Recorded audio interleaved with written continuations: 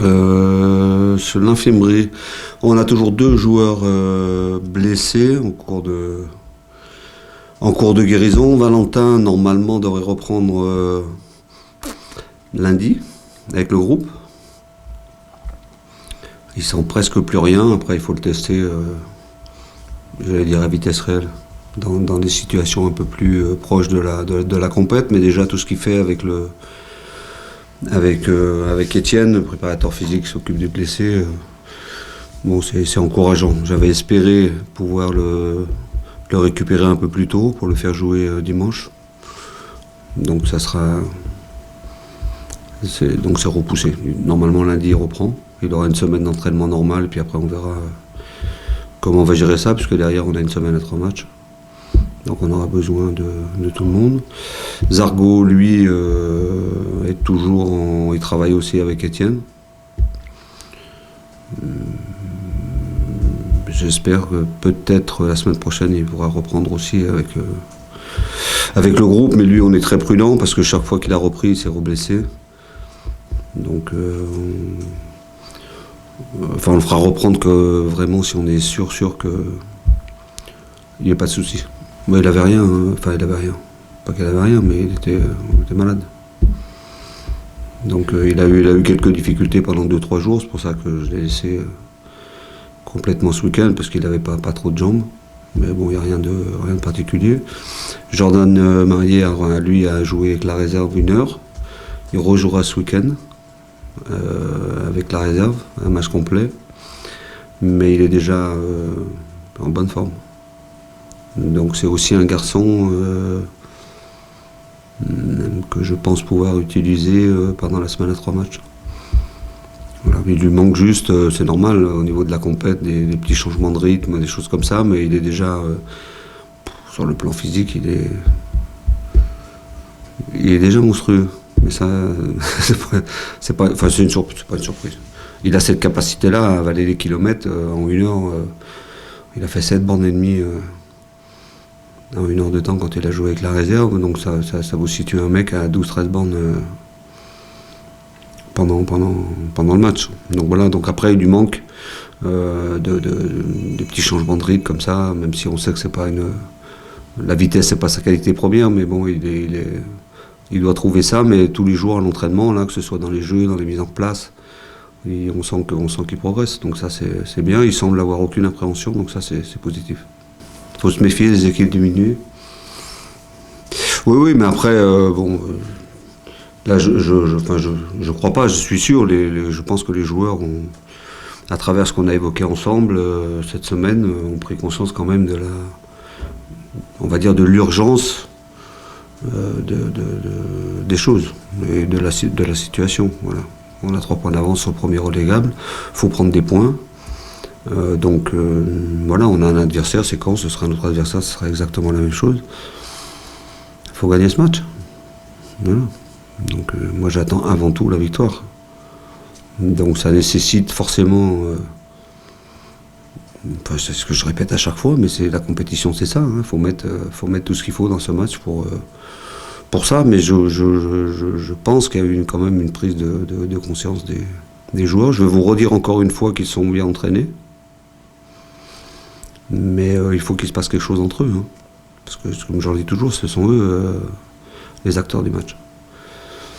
Donc, comme tous les matchs, ça ne sera pas un match facile. Quand, effectivement, on a des problèmes d'effectifs, entre les suspensions, entre les blessés, entre les malades. Bon, je ne sais pas avec quelle équipe ils vont venir. Je ne sais pas s'ils vont jouer dans le même système aussi. J'en sais rien. Bon, ils ont un effectif quand même qui peut leur permettre de pallier à toutes ces absences-là, mais bon. Je sais qu'eux sont aussi à la recherche ça fait un petit moment qu'ils n'ont pas gagné à l'extérieur. Ils n'arrivent pas non plus à enchaîner quand ils gagnent chez eux, donc bon, j'espère que ça va continuer comme ça et que nous, on va pouvoir, on va gagner ce match. Non, mais vous savez, c'est comme ça. Dans une équipe, il y a un championnat, il y a des moments où on peut penser qu'on est relativement tranquille, et puis d'un coup, quand vous n'arrivez pas à être régulier dans les performances, forcément, à un moment donné, vous vous êtes rattrapé par ça. Donc, quand je dis urgence, attention, on n'est pas dans une situation de crise, c'est pas ça que je veux dire. C'est qu'il faut, maintenant, il faut prendre des points, quoi. Sur ce match-là, à la limite, je ne vais même pas qu'on joue bien ou pas bien, peu m'importe. Tout ce que je veux, c'est gagner le match. Et eux, tout ce qu'ils veulent, c'est gagner le match. En tout cas, c'est ce qu'ils m'ont dit, ils sont préparés en conséquence. On rentrera demain vraiment dans la préparation à la fois tactique et psychologique de ce match-là. Mais bon, voilà, de toute façon, enfin, je vous apprends rien quand je dis ça. Si vous ne gagnez pas les matchs, forcément, à un moment donné, vous vous retrouvez en difficulté. Donc, c'est le moment de s'y mettre. Oui, mais j'emploie pas ce mot-là. Après, enfin, en tout cas, moi, je peux pas entraîner une équipe et être entraîneur d'un club qui n'a pas d'ambition. Alors après, chacun doit avoir les ambitions qu'il peut avoir. Bon, moi, je maintiens que ce club ne peut pas ne peut pas avoir pour ambition de se maintenir.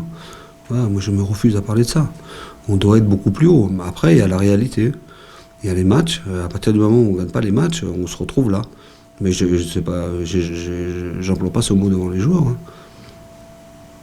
J'emploie pas ce mot devant les joueurs. Après, vous voyez comment est ce classement. Si vous gagnez 2 fois de suite, vous gagnez 3-4 places. Bon, donc c'est pour ça que j'y attache pas beaucoup d'importance. Sauf que là, je suis quand même obligé de regarder la réalité. On a 3 points d'avance sur une zone qui, on va dire, qui est pas très confortable. Parce que souvent, quand on présente comme ça, quand vous regardez, vous prenez les journées de Ligue 1 ou les journées de Ligue 2 et qu'il y a une présentation d'un adversaire qui est très très très diminué, souvent il fait des bons matchs. Souvent ça permet aussi à d'autres joueurs de s'exprimer. Donc voilà, si on prépare le match en se disant quand est diminué, ça va être facile, je suis sûr qu'on va avoir des difficultés. Donc c'est dans ce sens-là que je le dis. C'est plus dans la préparation psychologique, ne pas se dire, bon, bah, il leur manque 3 joueurs, 4 joueurs, 5 joueurs, bon, voilà. Même si c'est une réalité, il leur manque des joueurs importants, mais bon, il y a en face aussi un entraîneur que j'apprécie beaucoup, qui est un entraîneur d'expérience.